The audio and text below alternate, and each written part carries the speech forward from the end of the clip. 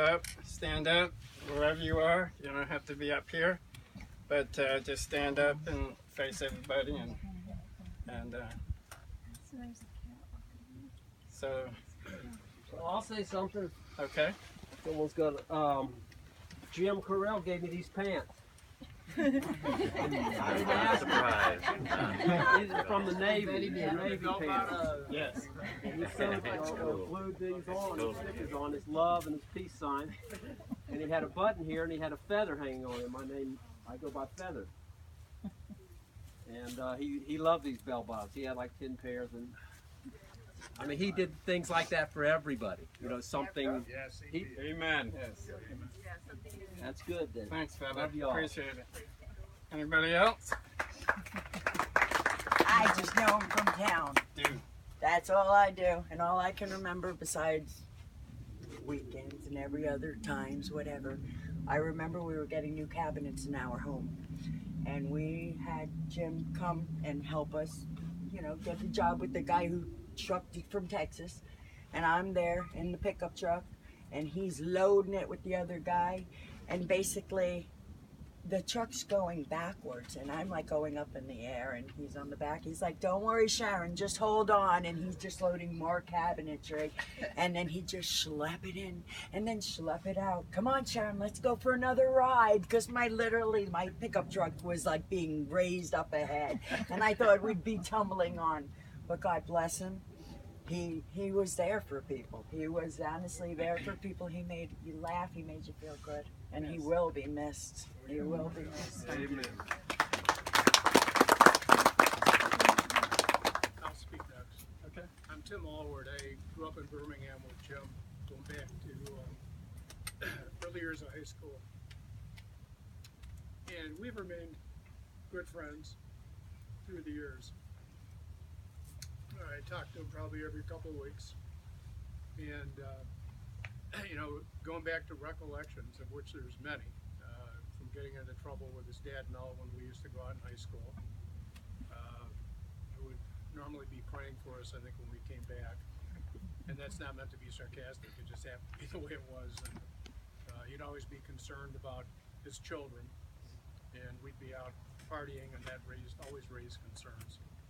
But when I got married, my first wife, who's since gone, Jim hitchhiked from Florida up to Chicago, where I've lived for many years. And in the process of hitchhiking, he had hand-painted this large painting that he had rolled up in a backpack and gave it as a gift. Another story, going back to the jeans, and I can't remember how many years ago this was, but he was all excited because he was always looking for bell-bottoms. And he had gone to, I think, a Navy surplus store, and he didn't just get a dozen. It seemed to be like, I don't know if someone remembers, it was like 100 pair or something. He said, "I will have enough to last me forever." And it's obvious that he's passed those on and shared them, which was what Jim has always been about. I can tell you that he had a faith in God. We talked about it. He raised the issue probably 6 months ago about a cross I had given him when he was hitchhiking across the United States and then onto Hawaii, and wanted to remind me. He said, "I don't know if you remember this, do you?" And I said, "What's that, Jim?" He said, "The cross." I said, "What cross?"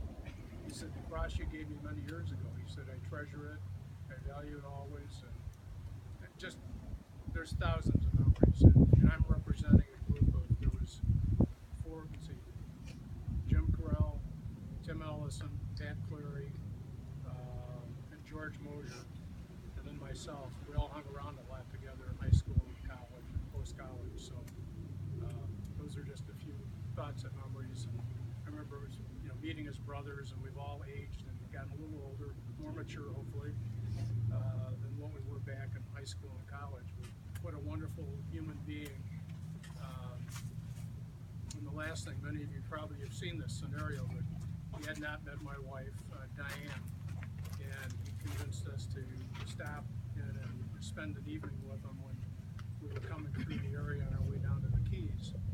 And in typical Jim Correll fashion, as he took me around his property, wanted to show me how excited he was about the canoe he had just put up with a chandelier and his bank of TVs, and he was playing his fabulous music, and in the process of talking with him, it was like being in the Garden of Eden or something. As we're sitting down, some food comes out, and all of a sudden the raccoons start coming out, and they're up on the table, and he's hand feeding them.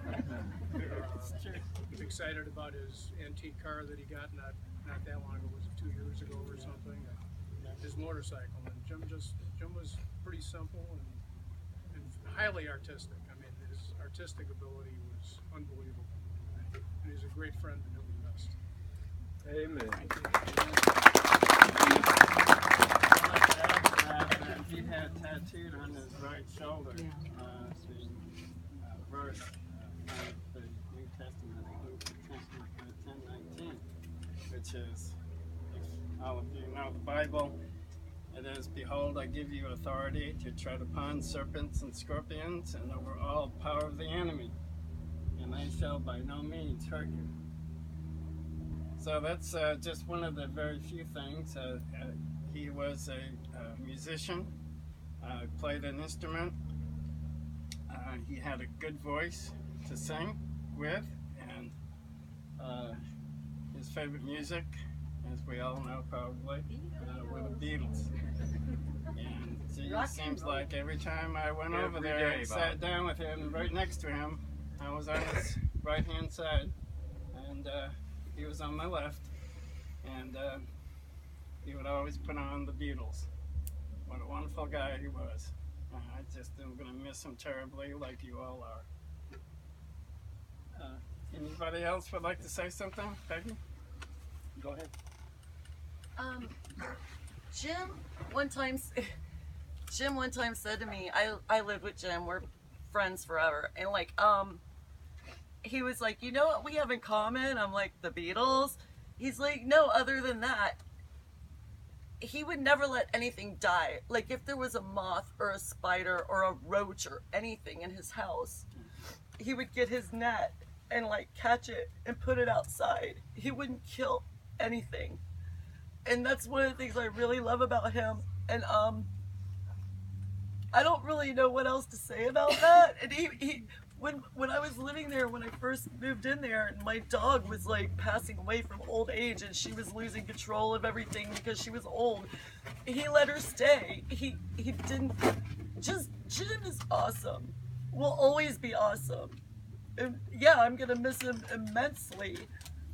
We all will. Amen. I love you. Thank you. Amen. Jerry?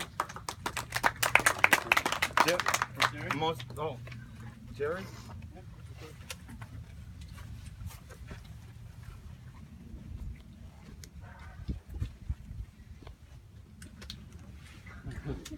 Come back on in. Well, my name is Jerry Bell. I don't know if everybody can hear me out there. If not, well, come in a little closer. When I first met Jim, he introduced me to something that he said he grew up with in Michigan, which was cow chip flinging. And I said, what on earth are we talking about here? He said, well, you get frozen cow patties out in the pasture, and we take a game, and it's kind of like bowling, except you fling them, you know, and we usually get 4 or 5 guys, and it's, you know, whoever's closest to the center or whatever else like that. And I said, well, man, I said, this is Florida. I don't know about cow chip patties down here. Aren't they gonna melt real fast? And he said, well, down here we just squash a beer can, okay, and we take the beer can and we do the same thing. We flip it over there, you know. So a couple of months later, we had kind of a company party, and Jim is showing these guys. We're not talking about the top executives, but we're talking about guys that were fairly well up the ladder, how to fling beer cans at a little circle over there. And after the party, these guys said to me, Jerry, that's a very unusual fellow. I wanted to share that one with you.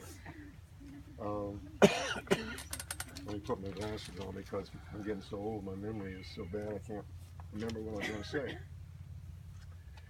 I think the thing that I remember the most, that gives me the most pleasure, is I convinced Gail to sell Jim the house back in Geneva. And he loved this house. He wanted this house, and so Gail sold him the house back, and quite honestly, all three of us were very, very happy with that. Okay. And I also want to point out what other people have pointed out, which is his generosity. Okay. And Jim was such a generous guy. Let me tell you just one instance. Gail and I did an art sale to benefit Doctors Without Borders in Haiti when they had the earthquake there. A lot of people gave us artwork to auction off. We raised $13,000, went to Doctors Without Borders. Jim contributed some of his collection to that sale. Okay, a very, very generous young man. Okay, his generosity didn't end there. Gail and I got married in January 1997, and Jim insisted that he wanted to take us out and treat us. So we went to the Tavern on the Green in Winter Park after we got married,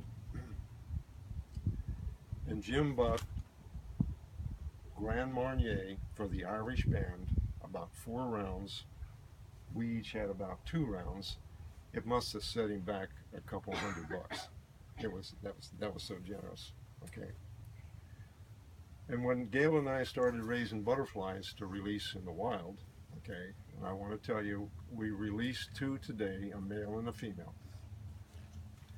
We didn't bring them out here because I was uncertain of the climate right here, whether they use insecticides and sprays on the grounds and stuff here. And our backyard is really kind of a nursery for butterflies. But we did release a male and a female. We were almost late getting here because the male was very reluctant to come out of the cage. And if you see monarch butterflies, you can tell the male from the female because the males have got 2 little black dots on the top side of their wings, right where the wings come together with the bodies. And the males are very, very aggressive. As soon as you leave one out of the cage, and they start out as a little larva, and then they turn into a chrysalis, and then some people call it a chrysalis, and then a couple weeks later they emerge as this beautiful monarch butterfly. Okay, and the first thing the males do when you leave them out of the cage is to look for a female. So that's exactly what happened. Whenever he finally came out of the cage, we put him over on some red pentas, and he spotted a female, which we named Baby Jane. And we didn't bring him out here, but we did release him. So James and Baby Jane got released today. Gail and I are making a donation to the Nature Conservancy, I can't pronounce it right, in Jim's name. We felt like he supported our efforts in preserving the planet, and we want to thank him that way for that. Thank you.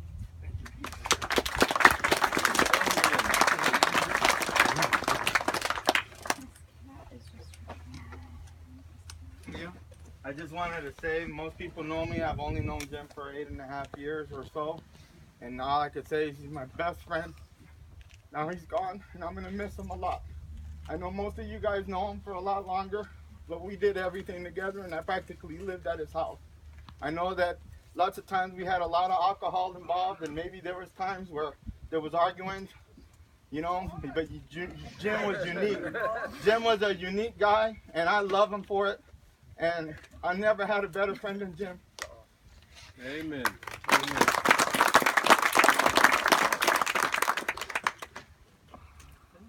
I'll say a couple of them.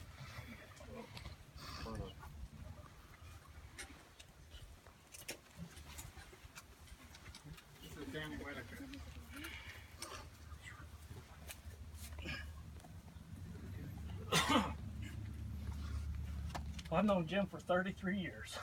Excuse me. I went to work for Tom Cavone. The first person I met the first day on the job was Jim, sitting at the back door. Hey, what's your name? You know, introduced himself real friendly. And you know, over the years we worked together. Extremely hard worker.